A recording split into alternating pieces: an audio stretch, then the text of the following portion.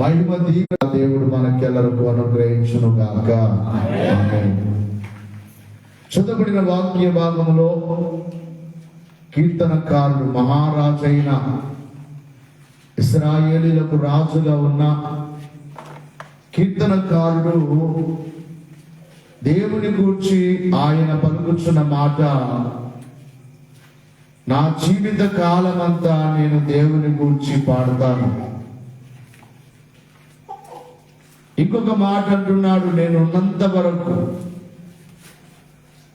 అనగా భూమి మీద నేను జీవించినంత కాలము దేవుని గూర్చి నేను కీర్తిస్తాను, ఆయనను నేను ఘనపరుస్తాను అని ఈ కీర్తనలో ఆయన రాస్తూ ఉన్నాడు. దేవునికి కీర్తనకారుడు ఈ మాటలు రాస్తూ ఉన్నాడు. దేవుని కాపుదలను తలంచుకొని దేవుని స్తుతించుచు ఈ కీర్తనకారుడు రాయించున్నట్లుగా మనం చూస్తూ ఉన్నాం. జీవిత కాలమంతయు నేనున్నంత వరకు, భూమి మీద ఉన్నంత వరకు ఆయనకు స్తుతి చెల్లిస్తాను. జాగ్రత్తగా దేవుని మాటలు వినాలి. అందుకనే దేవుని బిడ్డలమైన మనము నిత్యము దేవుని స్తుతించాలి. ఈయనంటున్నాడు, ఉన్నంత కాలము స్తుతిస్తాను. నూతన సంవత్సరంలోనికి నడిపించినందుకే స్తుతి చేస్తామనేది కాదు, ప్రతి దినము, ప్రతి ఉదయము, ప్రతి సాయంకాలము మన నోట దేవునికి స్తుతి చెల్లించవలసిన వారు.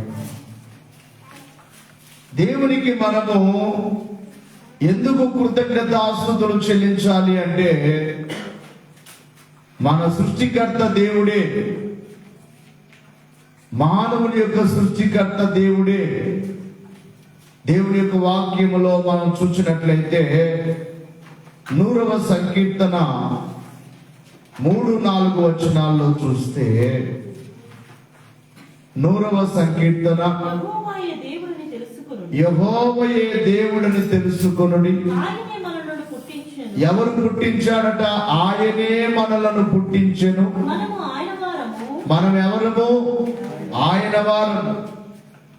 యెహోవాయే దేవుడని తెలుసుకోండి.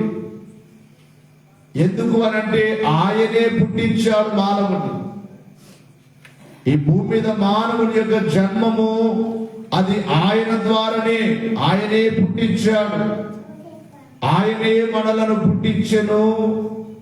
మనము ఆయన వారము. మనము ఎవరి ప్రజలము అంటే ఆయన ప్రజలము. ఎవరి గొర్రెలము అంటే ఆయన మేపు గొర్రెలము. కాబట్టి ఆయన ద్వారా సృష్టింపబడిన మనము, ఆయన ప్రజలముగా ఉన్న మనము, ఆయన గొర్రెలముగా ఉన్న మనము, ఆయనే మనము కాపరిగా ఉండి గొర్రెల కాపరి ఏ విధముగా నడిపిస్తున్నాడు, సంవత్సరాలు ఆయన మనం నడిపించుచున్నాడు కనుక మనము ఆయన గొర్రెలము కనుక, ఆయన సృష్టి కనుక మనము ఏమి చేయాలని ఇక్కడ వ్రాయబడింది అంటే, కృతజ్ఞత అర్పణలు చెల్లించుచు ఆయన గుమ్మములలో ప్రవేశించాలట. ఎలా ప్రవేశించాలి? ఈ మందిరములోనికి మనం ఎలా రావాలి? వచ్చినప్పుడల్లా కృతజ్ఞత అర్పణలతో, కృతజ్ఞత పూర్వకముగా, దేవా ఈ రోజున నీ మందిరములోనికి నన్ను నడిపించావయ్యా. ఎందరో ఈ దినమును చూడలేక, ఎందరో మనం చూస్తున్నాం న్యూస్ లో. ఎన్నో ఒక న్యూస్, ఆ న్యూస్ లో ఒక ప్రమాదం. ఏమిటి ప్రమాదం అంటే, ఒకతను ఇలా నడుచుకుంటూ వెళ్తున్నాడు, ఒక ఆమె ఇలా నడుచుకుంటూ వస్తుంది. ఇతనేమో ఇలా నడుచుకుంటూ ఫోన్లో మాట్లాడుకుంటూ అతను వెళ్తున్నాడు.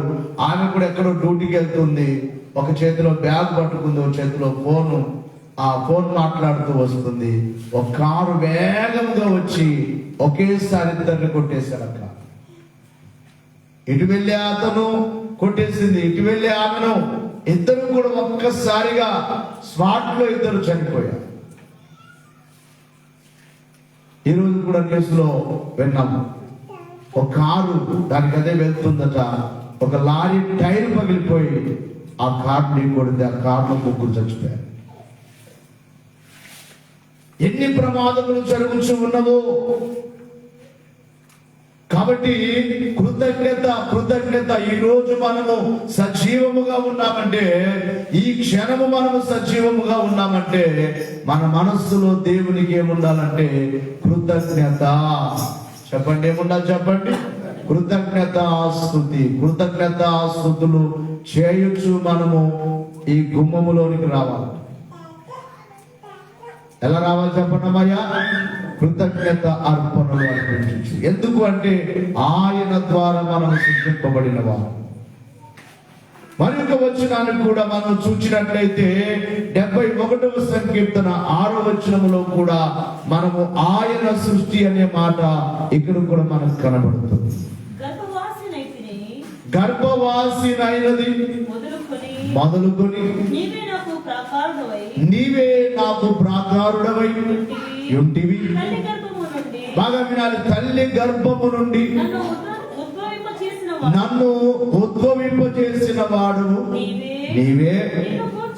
నిన్ను గూర్చి నేను నిత్యము స్తుతిగానము చేయుదును. ఇక్కడ కూడా మనల్ని తల్లి గర్భములో ఉద్భవింపచేసిన వారు ఆయన. స్తుతి అనేది ఏదో ఈ సంవత్సరం దేవుడు మనకు కాపాడారు, ఈ రోజు మాకు దేవుడు కృప చూపారు అని కాదు. తల్లి గర్భములో నుండి రూపించిన వాడు,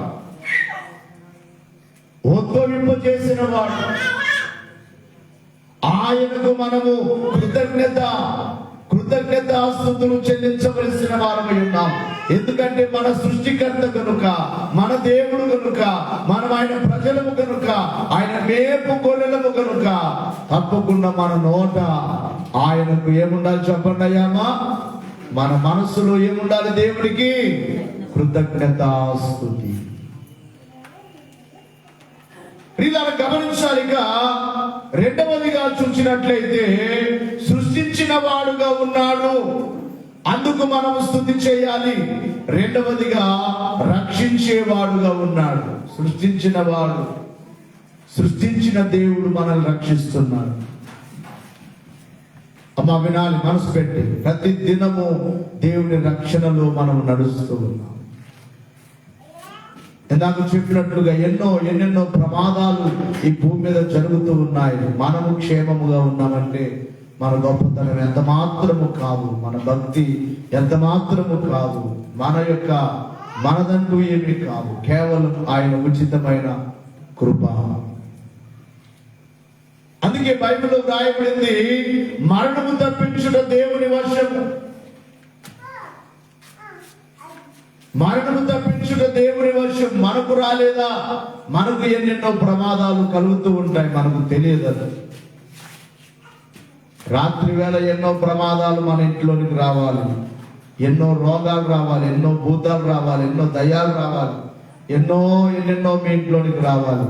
కానీ ఆయన తన దూతలకు ఆజ్ఞాపించి మీ ఇంటికి, మీ గుడారమునకు ఏ కీడు రాకుండా ఆయన ఏం చేస్తున్నారు చెప్పండి?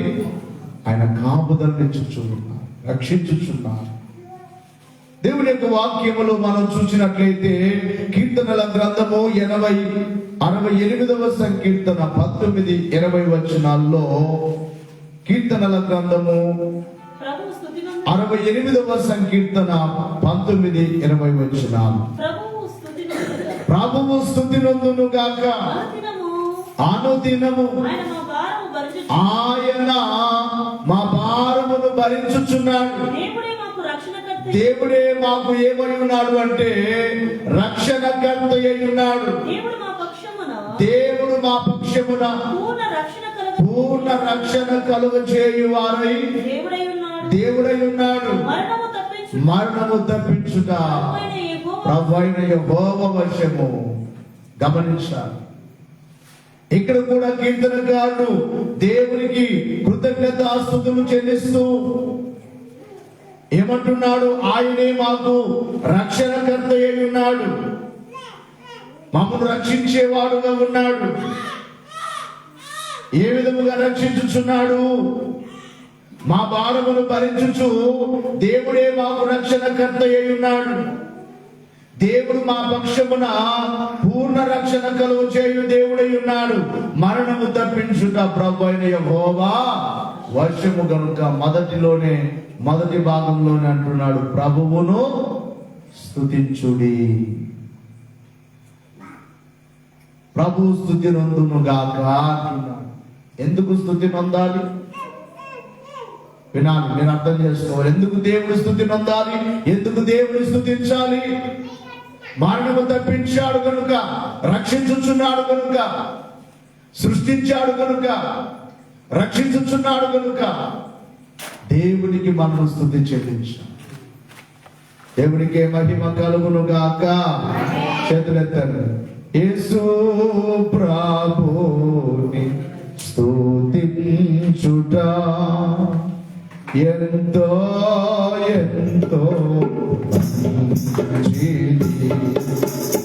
యేసు ప్రభుని స్తుతించుట ఎంతో ఎంతో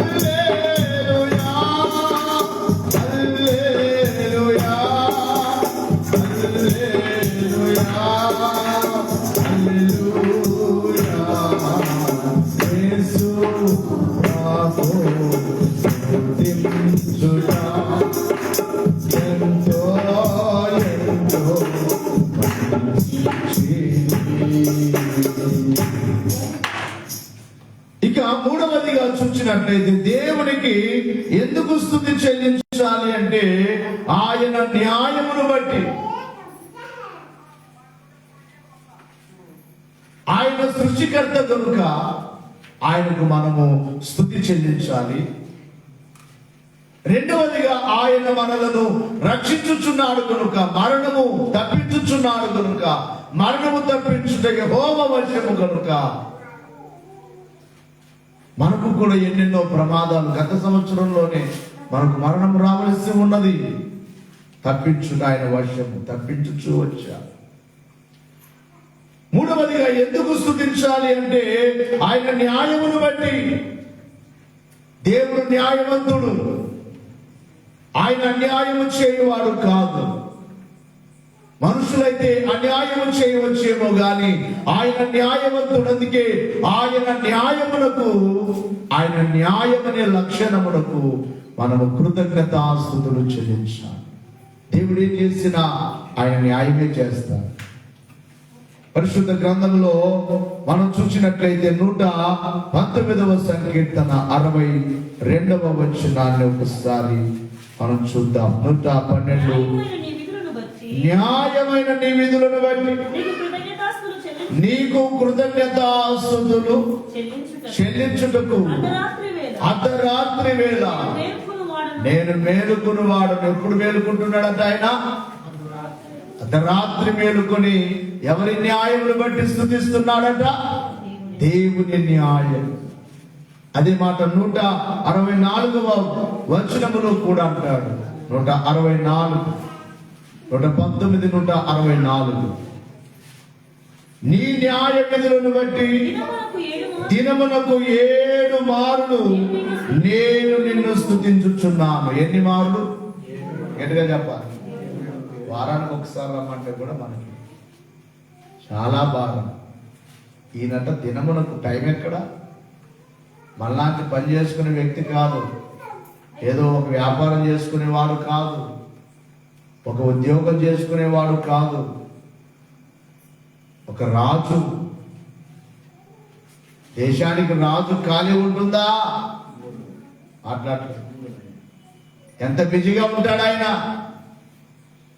మన దేశ ప్రధానమంత్రి ఎంత బిజీగా ఉంటాడు, ముఖ్యమంత్రి ఎంత బిజీగా ఉంటాడు. దేశానికి రాజుగా ఉన్న దావీదు ఎంత బిజీగా ఉండాలి.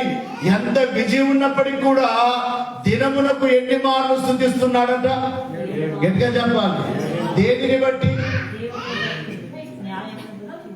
దేవుడు చేసిన మేలుగా, లేకపోతే ఏదైనా కార్యం చేసినందుగా కాదు, కాదు, కేవలము ఆయన లక్షణములకు, న్యాయమును బట్టి,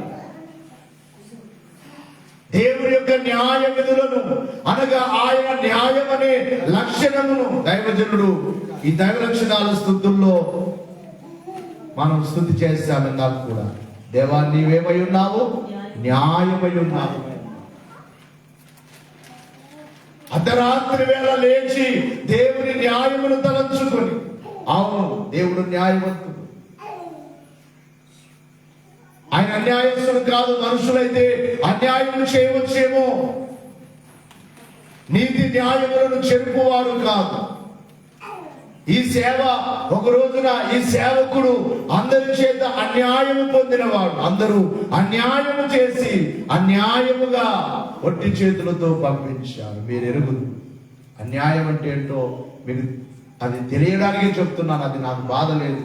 ఆ రోజు అలా చేసిన వారి మీద నాకేం బాధ లేదు.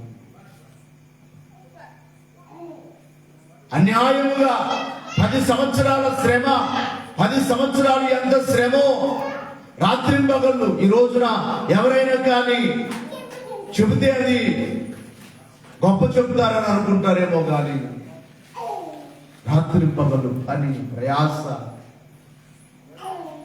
ఒక్కోసారి నిద్ర ఉండేది కాదు. 24 గంటలు పని పని పని.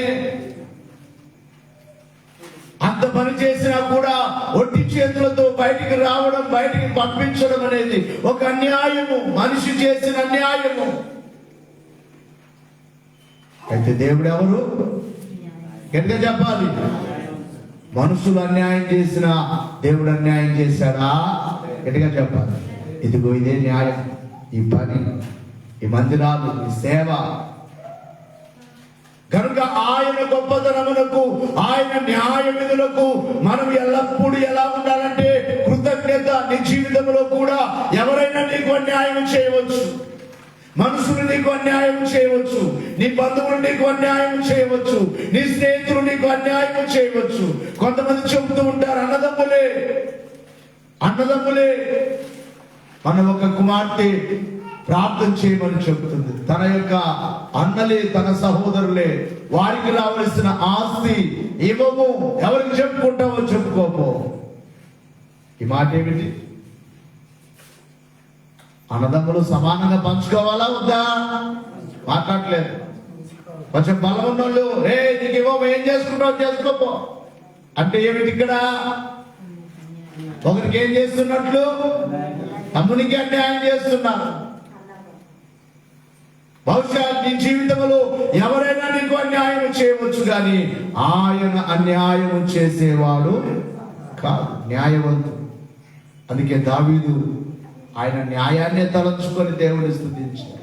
ఎందుకంటే ఆయన జీవితంలో కూడా అందరూ ఆయనకు మోసం చేస్తారు, అందరూ ఆయన బాధ పెట్టారు, అందరిని ఆయన చంపడానికే, కుమారులు చంపడానికే ప్రయత్నం చేస్తారు, సౌలు రాజు చంపడానికి ప్రయత్నం చేస్తారు, అందరూ ఆయన బాధ పెట్టారు. అందుకే ఆయన అర్ధరాత్రి వెనక వచ్చినా కూడా ఎవరు న్యాయవంతుడని దేవుని వైపు చూసి స్తుతించుచున్నాడు చెప్పండి.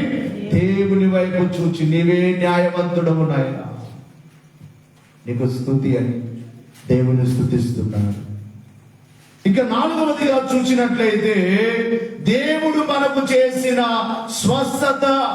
కొంతమంది స్వస్థత పొంది, నేను గుర్తు చేసుకుంటూ ఉన్నాను, మన యొక్క సంఘములో ఆరంభమును ఎందరో మేలు పొందిన వారు, స్వస్థత పొందిన వారు. చెప్పాలంటే ఒకరిద్దరు కాదు, చాలా మంది స్వస్థత పొందిన వారు. మీకు అనేక మార్లు సాక్ష్యాలుగా చెప్పాను. ఎందరో కొంతమంది నడవలేకుండా వచ్చిన వారు స్వస్థత పొంది వెళ్ళారు. కొంతమంది డాక్టర్లు, ఒక అతను వచ్చేవాడు అక్కడ మన మందిరం అక్కడ ఉన్నప్పుడు దేవునికి మహిమ కలుగును గాక. ఎవరు మాట్లాడవద్దు, వినండి వాళ్ళకి.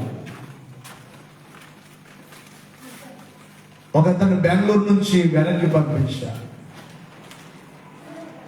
కొన్ని వారాలే వచ్చాడు అతను బాగా అయిన తర్వాత. అతనికి ఉన్న ప్రాబ్లం ఏంటంటే అన్నం పోదు, భోజనం లోపలికి వెళ్ళదు. చాలా రోజుల నుంచి ఎదనొప్పి. డాక్టర్లు వెనక్కి పంపించారు. 1 వారం 2 వారాలు వచ్చే లోపే అతనికి స్వస్థత కలిగిందని అతనే సాక్ష్యం చెప్పాడు. ఆ తర్వాత నెలకొకసారి అలా వచ్చాడు. తర్వాత ఇప్పుడు అడ్రస్సే లేదు. మేము ఒకసారి ఇక్కడ మేము అలేకోటకు వెళ్ళాం. అలేకోటలో రామప్ప అతని పేరు. రామప్ప ఎసరేనో రామప్ప. ఈ రామప్పకు ఈ కడుపు ఇలా ఉంది. ఈ రామప్పను కూడా బెంగళూరు నుంచి వెనక్కి పంపించారు. రామప్ప కూడా బ్రతకడనే పంపించారు వెనక్కి. వాళ్ళింటికి ప్రార్థనకు వెళ్ళాను. ఎవరెవరు ఆ రోజున లోకా వచ్చారు, ప్రభాకర్ వచ్చారు, రూబేన్ వచ్చారు, ఇంకా చంద్ర వచ్చారా, ఇంకా ఎవరో కుమారులు వచ్చారు. ఆ రోజున మేము అక్కడికి వెళ్ళి ఆ కిందనే కూడా ఆ ఇంటి పని జరుగుతుంది. ఇంకా ఇల్లు కిందనే రాళ్ళు, బెడ్డింగ్ వేసిన రాళ్ళు, ఆ రాళ్ళ మీదే మోకరించాం. దాదాపు 1 గంటకు పైగా మోకాళ్ళ మీద ఉండి అందరూ బలంగా ప్రార్థన చేశారు. అద్భుతం ఏమిటంటే రామప్ప ఈ రోజుకి సజీవంగా ఉన్నాడు. మన మందిరానికి రావట్లేదు కానీ అక్కడ వేరే చర్చికి వెళ్తున్నాడు. మొన్న వెళ్ళినప్పుడు సాక్ష్యం చెప్పాను. ಅಷ್ಟು ದೂರ ಬರೆಯಕ್ಕೆ ಆಗಲ್ಲಯ್ಯ, ಇಲ್ಲೇ ನಾನು ಹೋಗ್ತಾ ಇದ್ದೀನಿ ದೀಕ್ಷೆ ಸ್ಥಾನ ಕೂಡ కాబట్టి దేవుడు నాను విడిచిపెట్టలేదయ్యా అని చెప్తున్నాడు సాక్ష్యం. సంతోషం, ఎక్కడికి వెళ్ళినా సంతోషం. ఎవరు విడిచిపెట్టకూడదు, ఎట్లా చెప్పాలి. స్వస్థత పొందిన తర్వాత ఆ రోజున రామప్పళ్ళు మాకు చికెన్ చేశారు. ఆ క్యాండిడేట్ అడుగుతున్నాడు, పాపం ఎన్నో రోజుల నుంచి అనారోగ్యం, తినలేదేమో, అడుగుతున్నాడేమని. అయ్యా ನಾನು కూడా చికెన్ ಊಟ ಮಾಡಬಹುదా, తినొచ్చా అని అడుగుతున్నాడు ఆ క్యాండిడేట్. నేనన్నాను ఏనాగల్ల తినో, డాక్టర్ తినొద్దన్నారు, ప్రేర్ ಮಾಡಿದ వల్ల ఏనాగల్ల తినో. దేవునికి మహిమ కలుగును గాక. దేవుడు స్వస్థపరిచారు, నేటికి సజీవుడుగా ఉన్నాడు. ఎందరో కనుక ప్రియులారా, యేసు ప్రభువారి దగ్గరికి ఆయన భూమి మీద ఉన్న దినములలో ఒక రోజున 10 మంది కుష్ఠరోగులు వచ్చారు. ఎంతమంది గట్టిగా చెప్పాలి? 10 మంది వచ్చారు. 10 మంది ఏ రోగంతో వచ్చారు? కుష్ఠరోగం. ఆ కుష్ఠరోగం అనేది ఆ దినాల్లో మందు లేని వ్యాధి. ఆ రోగం వచ్చిందంటే మనం ఒక 3 సంవత్సరాల కిందట కరోనా కంటే ఘోరం. కరోనా అన్నా కూడా ఇంకా అంత దూరం నుంచి అన్న మాట్లాడించేవారు. ఈ కుష్ఠరోగం వచ్చిన వాళ్ళు ఇంకెవరిని ఇంట్లో ఉంచడానికి అవకాశము, జీవితకాలం అంతా బయటపడేయడమే. ఊరు బయటకు వెళ్ళిపోవాల్సింది వాళ్ళు. ఊరు బయటే బ్రతకాలి వారు. భర్తకు వచ్చిందనుకో భార్య చేరదు, భార్యకు వచ్చిందనుకో భర్త చేరడు, పిల్లలు చేరరు. బా వెళ్ళిపో, నీకొకరికే కాకుండా మేమందరం పొందాలబ్బా బయటికి. అంతటి భయంకరమైన వ్యాధి 10 మంది కుష్ఠరోగులు ఒక రోజున వచ్చారు. యేసు ప్రభు దగ్గరికి వచ్చారు. దేవుని యొక్క వాక్యాన్ని మనం చూసినట్లయితే లూకాసు సువార్తలో 17వ అధ్యాయములో 16వ వచనాన్ని చూస్తే, గొప్ప శబ్దముతో దేవుని మహిమపరచుచు తిరిగి వచ్చి ఆయనకు ఏం చేస్తున్నాడట? కృతజ్ఞతాస్తుతులు చెల్లించుచు ఆయన పాదముల యొద్ద పడిపోయాడు ఒక రోగి. 10 మందిలో ఒక్కడే వచ్చాడు. ఎలా వచ్చాడట? ఫస్ట్ వచ్చింది కుష్ఠరోగంతో వచ్చాడు. ఇప్పుడు బాగైపోయాడు. బాగైపోయినప్పుడు ఎలాగొచ్చాడు? గట్టిగా కేకలేసుకుంటూ వస్తున్నాడు. యేసయ్యా, నేను బాగైపోయాను, నీకు స్తోత్రమయ్యా, నీకు స్తోత్రమయ్యా, నీకు కృతజ్ఞత స్తోత్రమయ్యా నడుచుకుంటూ వస్తున్నాడు. వచ్చి ఏం చేశాడట? యేసు ప్రభు పాదాల మీద పడిపోయాడు. దేవునికి మహిమ కలుగును గాక. ఈ వ్యక్తి కృతజ్ఞత కలిగిన వాడు, అనగా తనకు కలిగిన స్వస్థత నిమిత్తమై ఎవరికి స్తుతి చేయించున్నాడు? గట్టిగా చెప్పాలి. అందుకనే దేవుడు మన జీవితంలో ఏ అనారోగ్యము నుండి మనల్ని బాగు చేసినా ఎవరికి స్తుతి చెల్లించాలి? దేవుడికే స్తుతి. గత సంవత్సరములో ఎన్నో పరిస్థితులు, అనారోగ్యములు నీకు వచ్చి ఉండవచ్చును. దేవుడు వాటన్నిటి నుండి తప్పించాడు కనుక స్వస్థతను కలిగించిన దేవునికి మనము కృతజ్ఞతాస్తుతులు చెల్లించారు. ఒక్కరే వచ్చారు. ఎంతమంది బాగయ్యారమ్మా? గట్టిగా చెప్పాలి. అయ్యా, 10 మంది బాగైపోయారు. అంటే ఇక్కడ దీని భావం ఏమిటంటే, ఎందరో మేలు పొందుతారు కానీ కృతజ్ఞత కలిగి ఉండేవారు, గట్టిగా చెప్పాలి, కొందరే. 10 మంది బాగైపోయారు, 9 మంది వెళ్ళిపోయారు, ఒక్కడే దేవుడికి కృతజ్ఞత కలిగి ఉన్నారు. ఈ రోజున కూడా చాలా మంది మేలు పొందుతారు, మరలా మరలా మర్చిపోతారు. కనుక ప్రియులారా, దేవుడిచ్చిన స్వస్థతను బట్టి దేవుడికి మనము కృతజ్ఞతాస్తుతులు చెల్లించాలి. ఇక 5వదిగా చూసినట్లయితే, దేవుడిచ్చిన విజయము. దేవుడు మనకు విజయమునిచ్చే వారై ఉన్నారు. జీవితంలో ఎన్నో అపజయాలు గుండా మన జీవితం ప్రయాణము చేయవలసిన పరిస్థితులు కలుగుతాయి. దేవుడు జయమునిస్తారు. ఒక రోజున తప్పకుండా ఆయనే మనకు జయమివ్వాలి. యేసుక్రీస్తు ప్రభు వందిన జయమే ఎల్లవారికౌను, కోరిన ఎల్లవారి వేడిన నమ్మిన ఎల్లవారికౌను, యేసు పేరే చిక్కులపైన వేసికొన్న జయము, జయమని రాసికొన్న జయము సాగ్విలా. దేవునికి మహిమ కలుగును గాక. జయం. అపజయాలు ఎన్నో కుటుంబములో కావచ్చు, జీవితములో కావచ్చు, అపవాది ద్వారా కావచ్చు. కొన్నిసార్లు అపవాది శోధనలో పడిపోయి ఓడిపోయినట్లుగా, అలాంటి ఓటములలో నుండి ఆయన మనకు విజయమునిచ్చాడు. ఆయన ఇచ్చిన విజయమును బట్టి ఆయనకు మనము కృతజ్ఞతాస్తుతులు చెల్లించాలి. కొరింథీ మొదటి పత్రిక 15వ అధ్యాయము 57వ వచనాన్ని చదువుకుందాం. కొరింథీ మొదటి పత్రిక 15:57వ వచనం. ఆయనను మన ప్రభువైన యేసుక్రీస్తు మూలముగా మనకు జయము అనుగ్రహించుచున్న దేవునికి స్తోత్రము కలుగును గాక. ఆమేన్. ఎవరి ద్వారా జయము? మాట్లాడలేదు, ప్రతి మాట మీరు గుర్తుపెట్టుకోవాలి. ఎవరి ద్వారా? ప్రభువైన యేసుక్రీస్తు వారి ద్వారా జయం. దేవుని పిల్లలు, భయపడవద్దు. అపవాదికి పోయిన వారంలో చెప్పాను. లోకములో అపవాది శక్తులు లేవని నేను చెప్పట్లేదు. బైబిల్లో కూడా మనకు అన్ని శక్తులు కనబడతాయి, మంత్ర శక్తులు కనబడతాయి.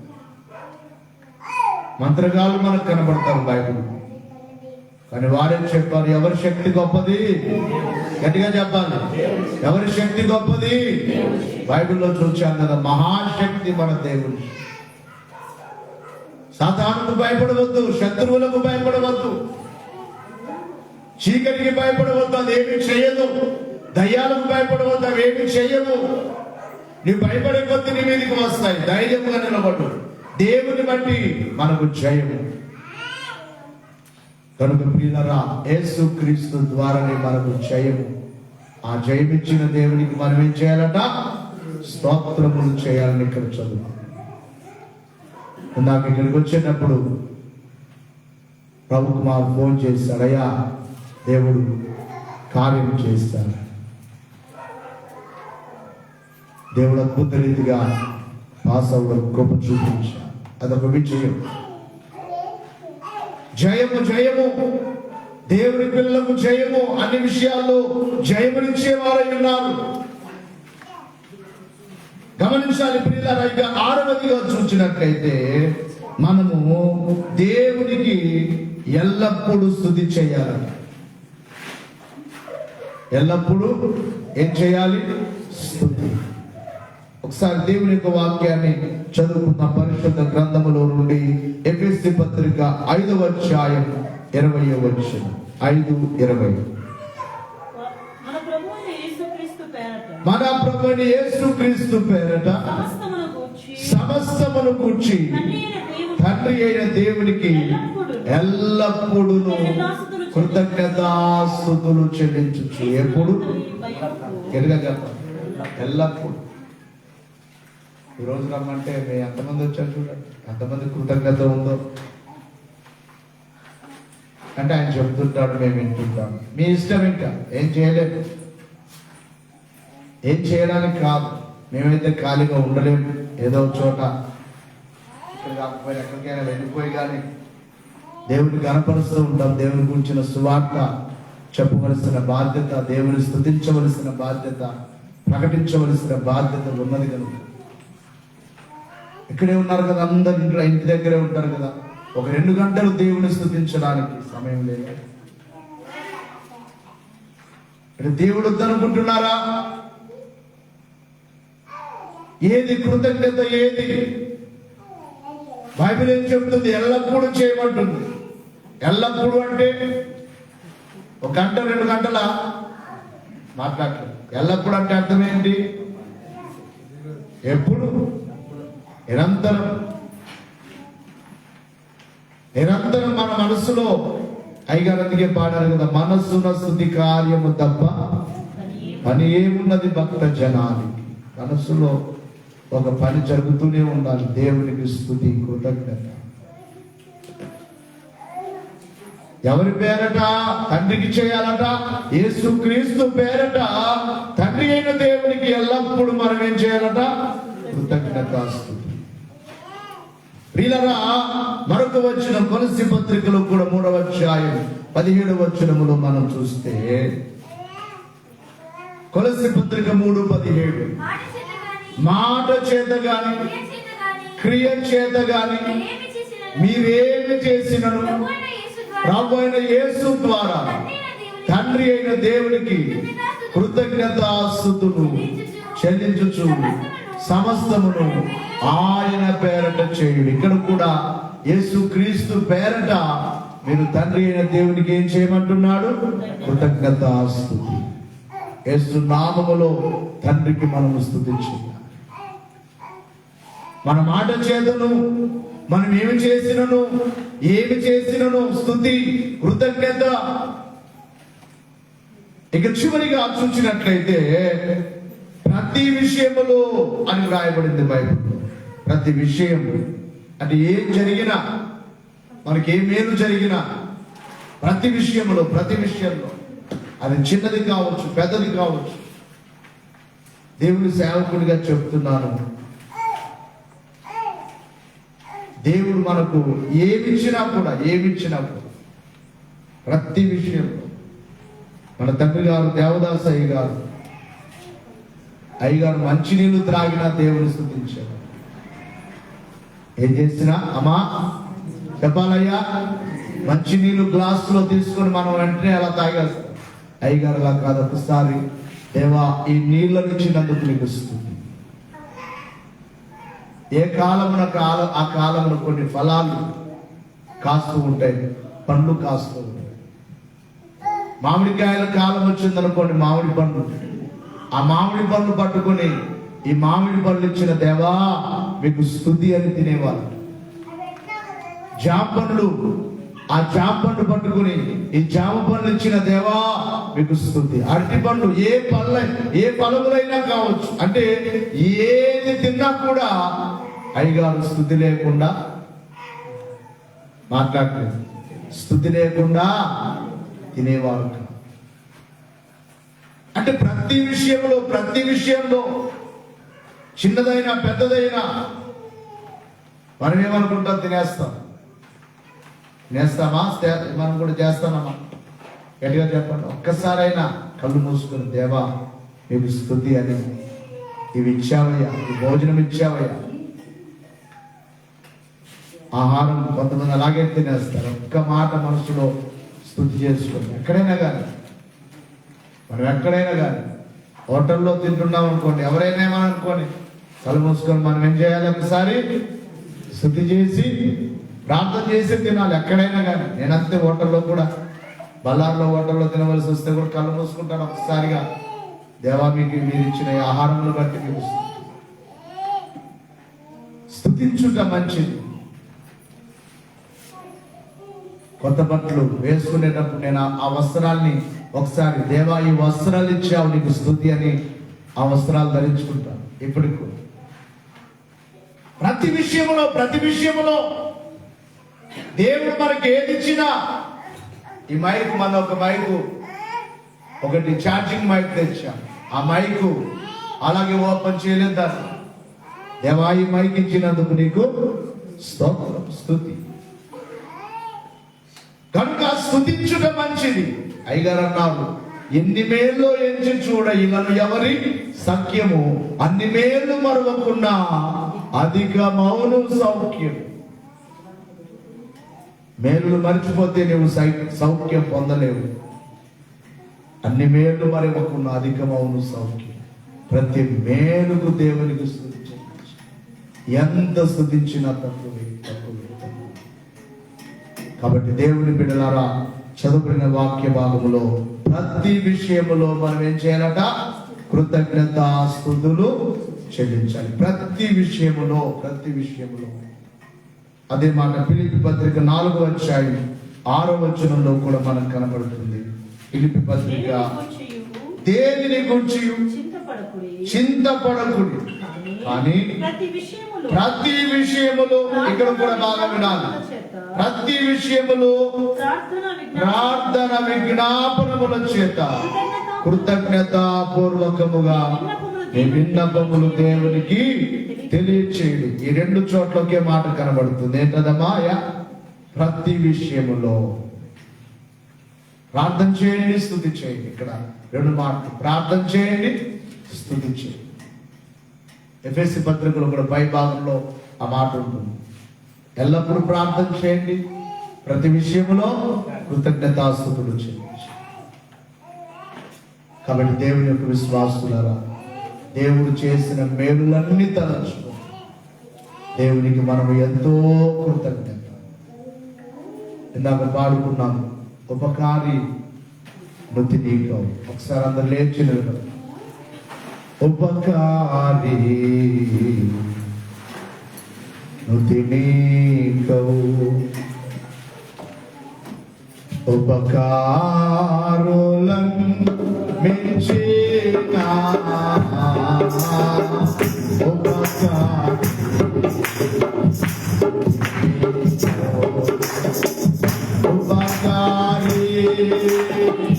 నీవే నాయా, ఉపకారి నీవే నాయా,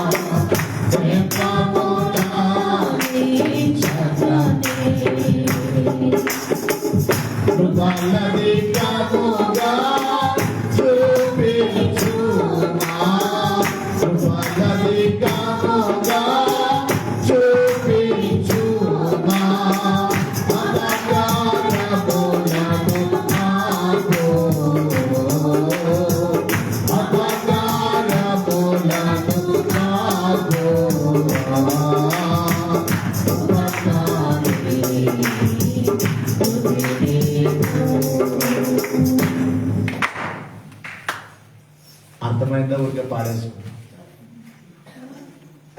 ఏమంటున్నారు చెప్పండి? ఉపకారి.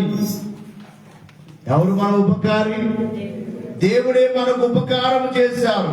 ప్రతిరోజు ఉపకారం చేస్తున్నారు. గత సంవత్సరం అంతా ఉపకారం చేశారు. నేటి వరకు తల్లికి, ఇందాక మనం చదువుకున్న వాక్య ప్రకారములుగా తల్లి గర్భములో రూపింపబడింది మొదలుకొని, ఈ భూమి మీదకి వచ్చింది మొదలుకొని నేటి వరకు ఆయన ఉపకారములతోనే మనం బ్రతుకుతున్నాం. కాబట్టి ఉపకారికి ఏం చేస్తున్నారు అయ్యగారు? నుతి అనగా స్తుతి. ఉపకారి స్తుతి నీకు స్తుతి, ఉపకారి నీకు స్తుతి అన్నట్టు ఏమంటున్నాడు? ఉపకారి నీవే కావా? ఎలాంటి ఉపకారి? ఉపకారులను మించిన ఉపకారి. అంటే ఈ లోకములో నాకు చాలా మంది ఉపకారం చేసేవారు ఉన్నారు, మేలు చేసేవారు ఉన్నారు. వారు నా బంధువులు కావచ్చు, నా స్నేహితులు కావచ్చు, నా మీద ప్రేమ కలిగిన నా సహోదరులు కావచ్చు, నా సహోదరులు కావచ్చు. నాకు ఉపకారం చేసేవారు చాలా మంది ఉన్నారు. కానీ అందరికంటే గొప్ప ఉపకారి చెప్పండి గట్టిగా.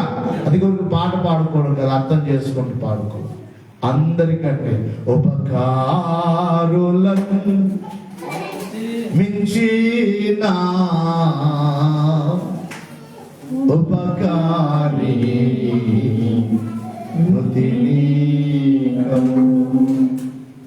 ఉపకారి నీవే కావా? ఉపకారి నీవే కావా? ఇక్కడ బాగా వినాలి. నెపములా నెంచకనే, బాగా వినాలి. నెపములను నెంచక అంటే నీవెన్ని తప్పులు చేసినా అవన్నీ ఎంచాడనుకోండి, మనల్ని కాపాడతాడా? మాట్లాడలే. మన క్షేమం ఇస్తాడా? నేపములు అంటే మన తప్పులు, మన నేరములు, మన పాపములు. నువ్వు గత సంవత్సరంలో ఇన్ని పాపాలు చేశావు కాబట్టి ఇదిగో నీకు శిక్ష రప్పిస్తాననాలి, ఇదిగో నీకు మరణం రప్పిస్తాననాలి అనలేదు. నెపము నచ్చలేదు. మనమైతే ఎవరైనా మనకు ఏదైనా చేశారనుకోండి, నువ్వు నాకు అలా చేశావు కాబట్టి నేను నీకు మరలా చేయను, సహాయం చేయను, నీతో మాట్లాడను. ఎవరినో కాదు, ఇంట్లో ఉన్న భర్తనే ఒక్కోసారి భార్య సహించలేదు, భార్యనే భర్త సహించ. నీకు ఎంత చేశాను నేను అంటే ఈ మాటలు ఎందుకు? నీ భార్య కదా, నీ భార్యకు నీవు చేయవలసిన బాధ్యత లేదా? నీ భర్తే కదా, నీ భర్తకు నీవు చేయవలసిన బాధ్యత లేదా? నీ బిడ్డలే కదా, నీ వారే కదా.